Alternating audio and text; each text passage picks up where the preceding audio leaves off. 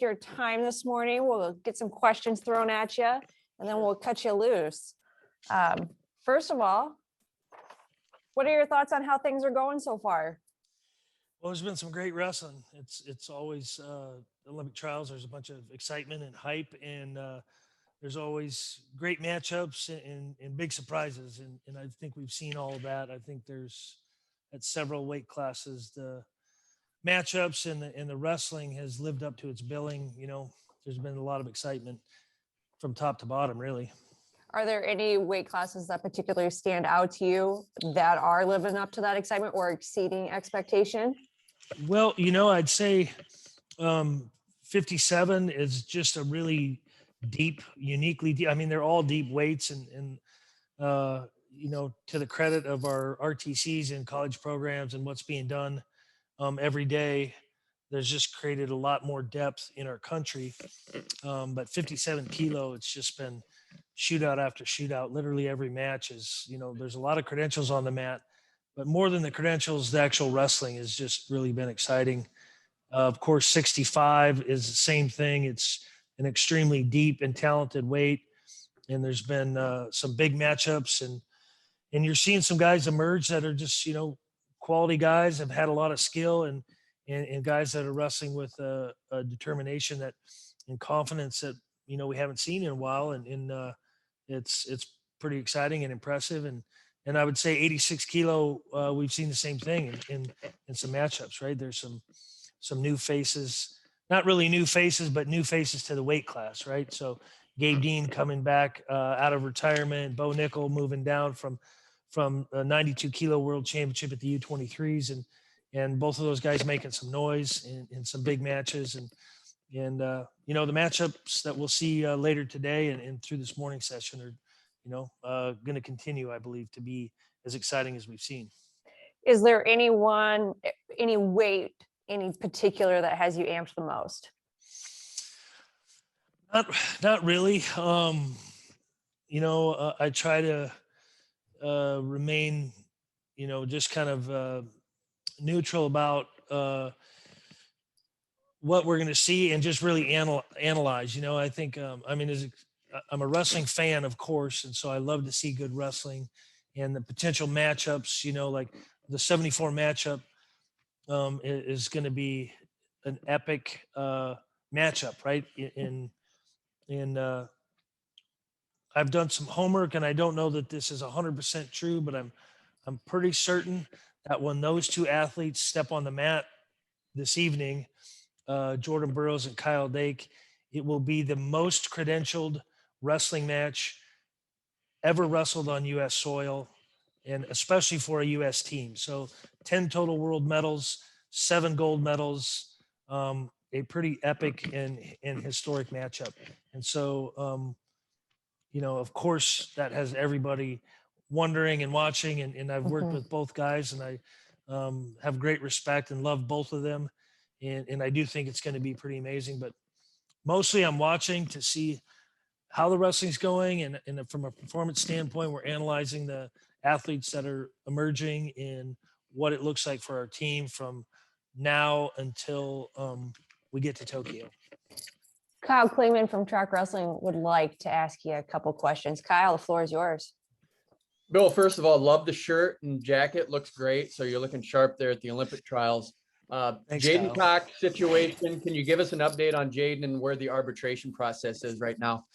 Yeah, actually, I can't really speak. I know he had an appeal yesterday, and they heard his arguments, and I think there's still some process that's available to him, and that's really all I know.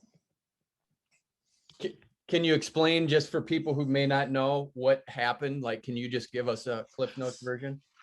Yeah, I believe it was a timing issue that there was a mistake in when the weigh-in was, and that was basically what I know, and that's really all I can say.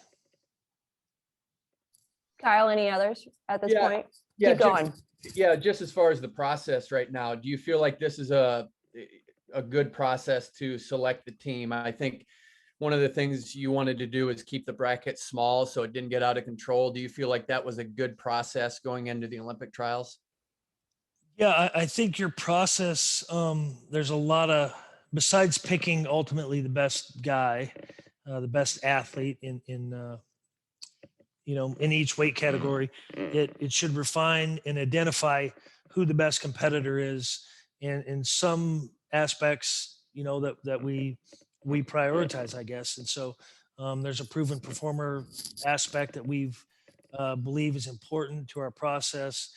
There's a challenge of a similar challenge to what we're going to see on the international level, whether it's a world championship or Olympic Games.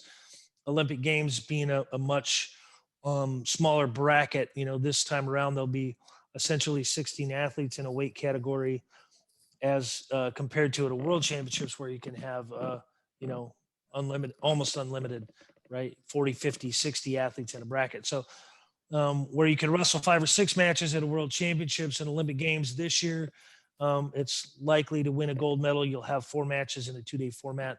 And so we constructed our trials procedure to kind of mirror that in some of those aspects. So I think it is a good process. And of course, the world got turned on its head with the pandemic, and it's a little bit different for everyone.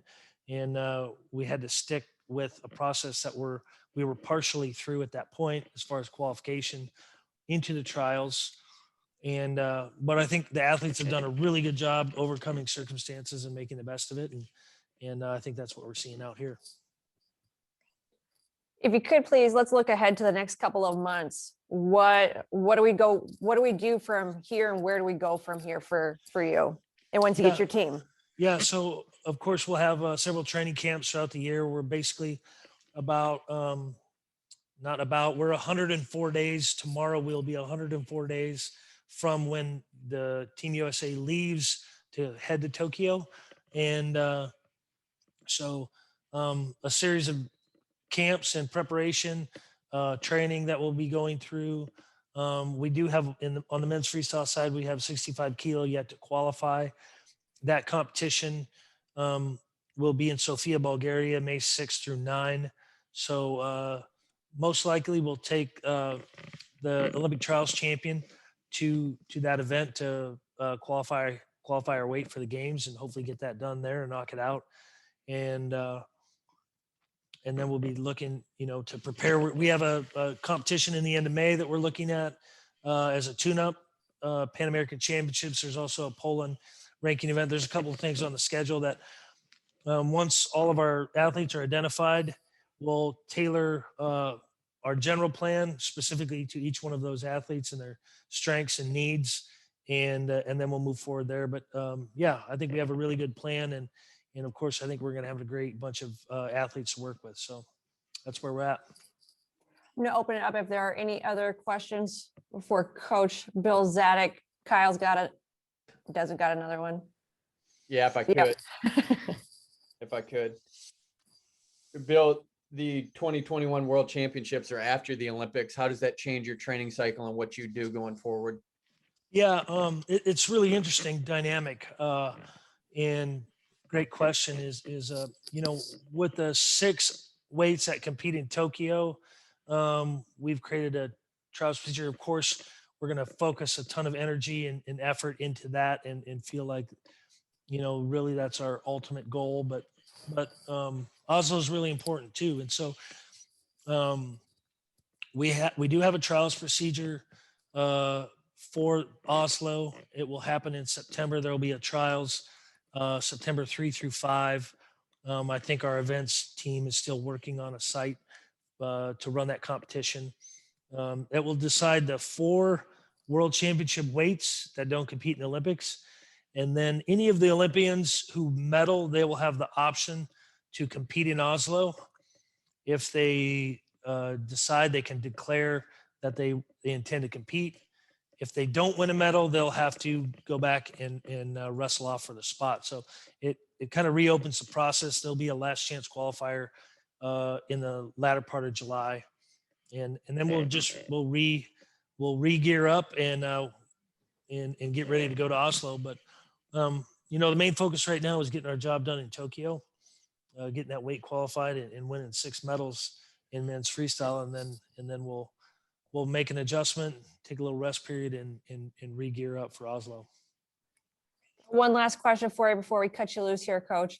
Just want to see if you had any thoughts on the trials being held here in Fort Worth, the venue, the location, how things have been going smooth, that sort of thing. Yeah, no, I love wrestling in Texas. Even back when I was a competitor, you know, I wrestled in Olympic trials here in 2000. I think we sold the place out. It was, I don't remember the name of the arena at the time, but like 15,000 people in Texas, for being, you know, obviously a great football state. It certainly does support wrestling in a great way. And Dickey's Arena is just state of the art. Our events team has told us it's one of the nicest arenas that we've ever held at trials. And it's just, it's really a great venue. I think the energy, the fans have been doing a great job, and it's a very cool environment for our athletes to compete. And so, yeah, we love being here, and hopefully it continue to do some things in the area. Absolutely. And I agree 100% with that. Coach, thanks so much for taking some time this morning to let us ask you some questions. We appreciate your time. Enjoy the rest of your day. Take care. Thanks. Appreciate you guys.